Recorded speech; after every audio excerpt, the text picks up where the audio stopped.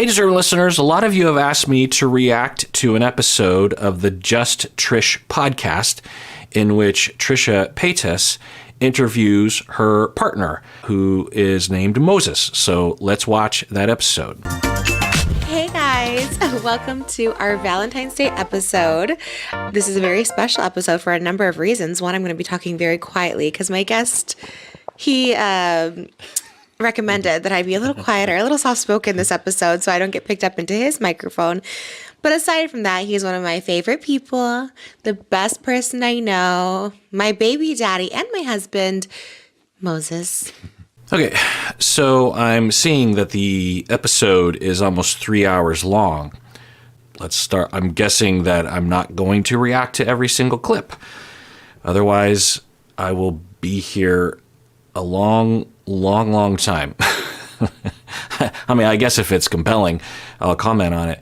But I'm just going to take a guess and say that there's stuff in here that isn't necessarily what people are looking for my commentary on. We don't have them all the time. It's more whether or not you tune into them. Yeah. So think about your head as like a radio. There's lots of channels broadcasting all the time. So, and you can tune into one of them and suddenly feel horrible about yourself, or you can tune in and feel happy about yourself, but they're both equally bad. Right. Like, it's not you. It's a channel you're tuning into that's not you.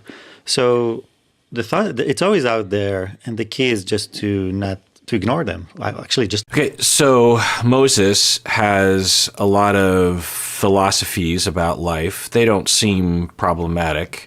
They're pretty general.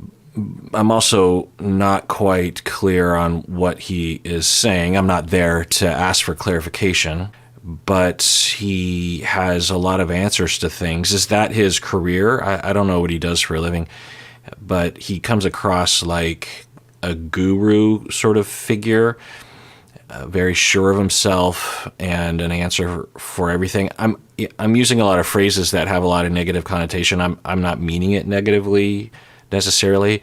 I just don't really know. But we're almost a half an hour in, and they had some talk about their relationship and how they met, and now they're into this zone. Ignore them. It's not about fighting them or trying to figure out what, like anything you'll do is just another thought. Right. Just let it pass. Trying to fight a thought. Right. Yeah. So I usually say it's like the clouds. Just watch them. Let them go. You love clouds. Like comments on the internet too. I don't listen to the good or bad really. I try not to interact too much with them. Yeah. So you just watch them go by. And as they go by, suddenly you find yourself. Suddenly you're like, oh, now I know who I am. I'm this thing that is watching the thoughts. Yeah. I'm not the thought that is running my... Yeah, it's not bad advice. It's a particular dimension of human reality and coping, I suppose. I don't know the full breadth of... I'm sure I never will know the full breadth of his philosophy or his advice. He, I think right now, is saying that, and maybe to Trisha as well, because it sounds like Trisha is concerned, like any content provider is, about the comments. And I, from my understanding, have heard from people that Trisha has a lot of controversy around her. I really just don't know. I've only watched the videos that I've watched and reacted to. There was an episode with Ethan Klein, and there was an episode, well, there's two episodes with Ethan Klein, one with Dr. Drew. That's all that I know from my memory. So I imagine that she gets a lot of positive and negative comments, and what he's saying now is a principle regarding mindfulness and having radical acceptance. I don't know if that's what he would say, but instead of trying to fight everything, you try to accept in a radical nature, meaning that it wouldn't be typical that people would accept what's happening. And you also say, I accept whatever is happening regarding this. Of course, you're not going to say, I accept whatever happens to me. Like if someone steals my car, I'm just going to accept that. But the things that you don't have control over, like the thoughts that pop into your head or the comments that are made about your video, you don't have any acceptance. You don't have any control over that.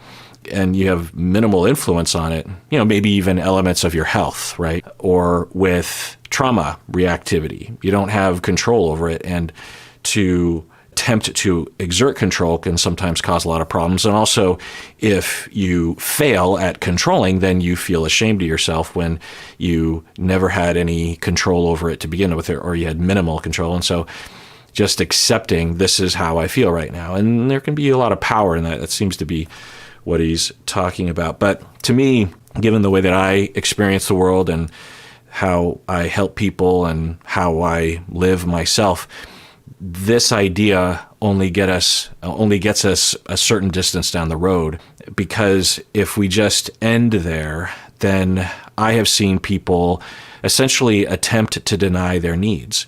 They will have needs for companionship, love, meaning, purpose, fun, acceptance from others, and they will frame those needs as things that they don't have control over and they should detach. He's not saying that necessarily, but I have a problem with that perspective. It's a fairly paternalistic perspective, actually, of just saying you don't need other people and you can do things on your own, in your own mind. And there's a whole history of this in the field of psychology and psychotherapy that dates back to, most notably, the 60s and 70s with humanistic psychology. I love humanistic psychology. It's a broad field. There's a lot of different figures, but there's a lot of just wonderful ideas and philosophies and practices as a human being and as a therapist that I use all the time. But there was a backlash or a pitfall of that whole movement that still exists with us today. And, it also involves Eastern philosophy, meditation, mindfulness, this sort of thing. All great things, all empirically found to help, all useful things that I use, not only for myself personally, but also with my clients. And if we fall in love with those ideas too much and deny our humanity, then we can deny our humanity and suffer because of it. Sell my head. I think that's like such a thing I learned later on. I feel like I learned it later, and that was like something you always kind of knew was like these things. And we both found that. And I was like, it is so true. When you stop listening to thoughts, it's like you can just exist, which is like kind of the beauty of life. Yeah, and I didn't. And the little I know about Trisha, I imagine that Moses really is a good balancing element for her. Comes across maybe as more intellectual and less emotionally expressive. That could mean a lot of things. It could just mean that he's super mellow. It could mean that he has a lot of trauma that he will suppress his needs, or he has pathological independence. I don't know. But I imagine that there is a dynamic there. Also, I'm getting the impression like he has a lot of answers for things, and I think she searches for answers.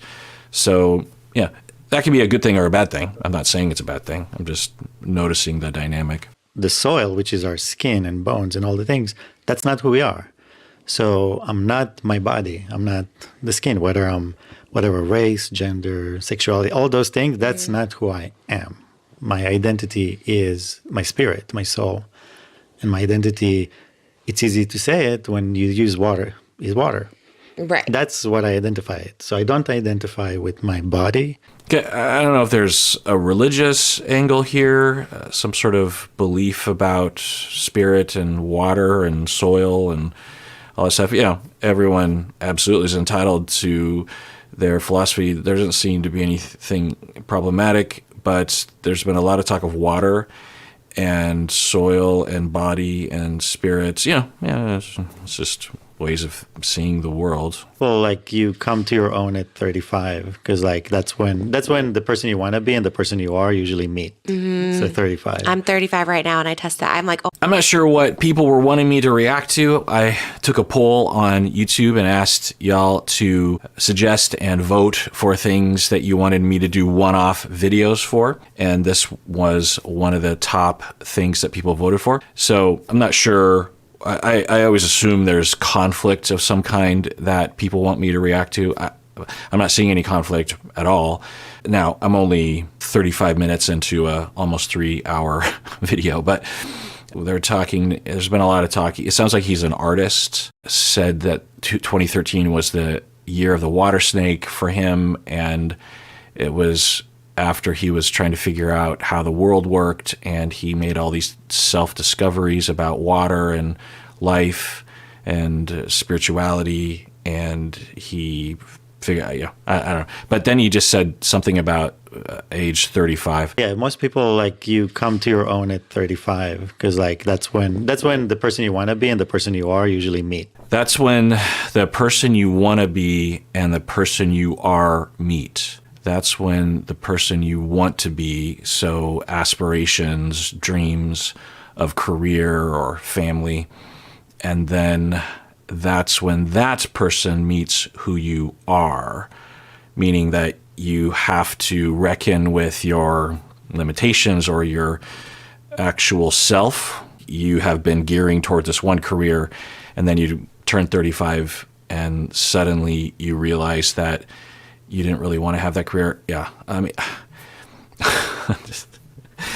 as a scientist, as someone that follows science, as someone that reads a lot of science, I don't know how to interpret that. There is a lot of studies, and plus, we're talking about 8 billion people, different cultures, different experiences, and we cannot generalize like that. We've tried in my field to generalize about developmental stages and tasks, and you can certainly point to common developmental phases of early childhood regarding learning or movement, being able to walk, this kind of thing.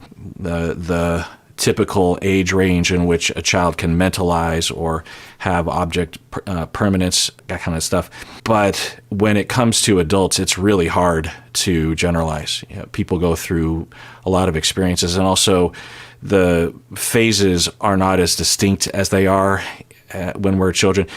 If you've ever had a child yourself or you've been around young children, there can be very abrupt developmental leaps that will happen for children. It's like all of a sudden they're speaking in full sentences when last week they were only phrases and grunts, that kind of. I mean, usually it's not overnight, but it can feel that way for sure. Or suddenly they're walking, suddenly they're crawling, suddenly they are confident with strangers or something like that. And you can feel that shift. And I think we tend to, and in my field, historically, we would really try to establish those developmental phases throughout one's life because it feels, satisfying to us to have that demarcation. But what we ended up doing is we looked at mainstream white heterosexual people, and within a particular culture, you might find some commonalities. It certainly wasn't universal, but when you start expanding what you define as a human to other cultures, other people, other sexual orientations, then you find that it's almost impossible to generalize about adults. So I don't know. I'm just trying to react, and I am reacting. So 35. I'm 35 right now, and I test that. I'm like, I'm such in a good place in life. Like, I feel like content. Like, I feel like, just good. Like, I just feel good existing. Now, might a lot of people from mainstream American culture experience that feeling when they turn 35 or 30, around there? Sometimes I'll, on cameos, when people request a cameo from me for their birthday, they'll sometimes ask for commentary on their birthday. And if they're turning 30, sometimes I'll throw out common things that I'll hear from people. But by no means would I ever claim that there is universality to that. And because like 29 to 33 is like the Jesus years. Right. That's where you discover everything and make it or break it kind of thing. Yeah. And then 35 is where everything kind of settles down and you're like, okay. So 35. It's just, yeah. I mean, maybe he's being tentative and not serious. If I were there and I were like, well, I don't know, as a professional who studies this sort of thing, I don't know if that applies all the time. Maybe he'd say, oh, no, yeah, I'm just speaking from my own personal, maybe he would state this as tentative. But he hasn't said anything tentative yet.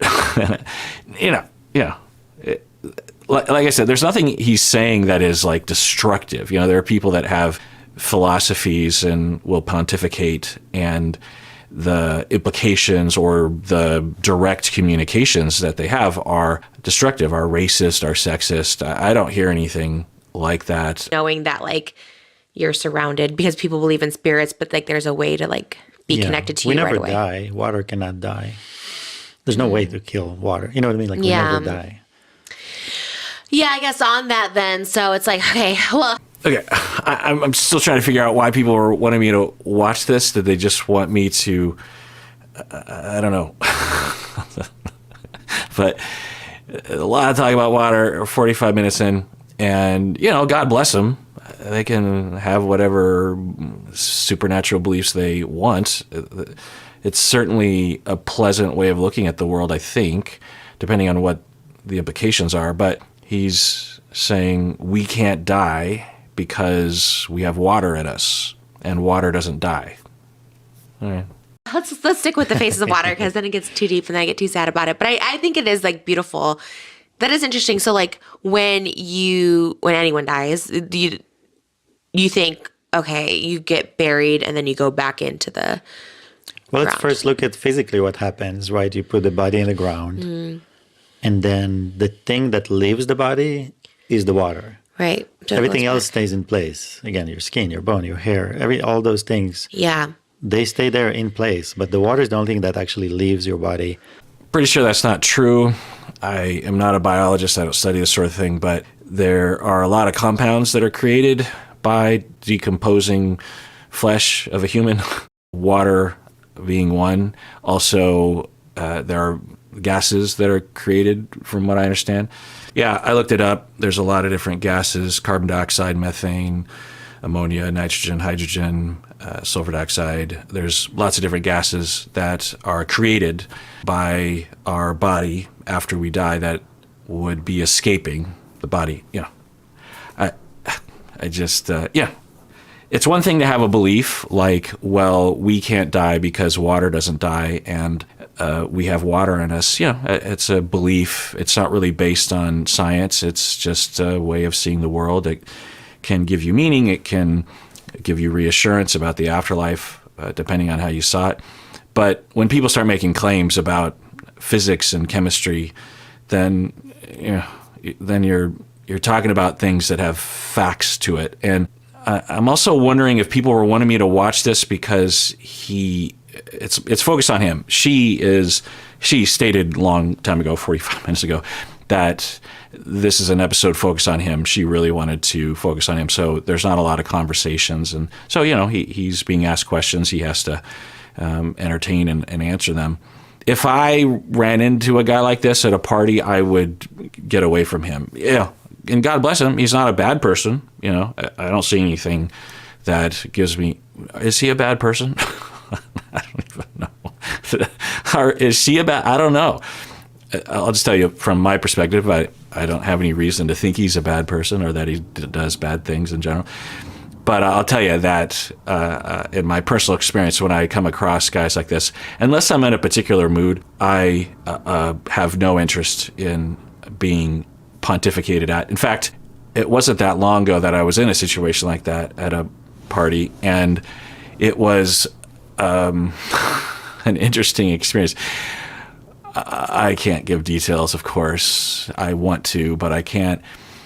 I slowly tried to disappear into the couch. So, yeah, again, God bless him, and, you know, he's not a bad person. It just wouldn't be the sort of person I'd want to hang out with at a party, you know. That doesn't, maybe that makes him a good person. I don't. All right, so just chiming in here, the rest of this video will just be for members of the YouTube channel. So if you want to see this full video and all the other member exclusive videos, then become a member by clicking the join button below. Otherwise, please take care of yourself because you deserve it. You really, really do.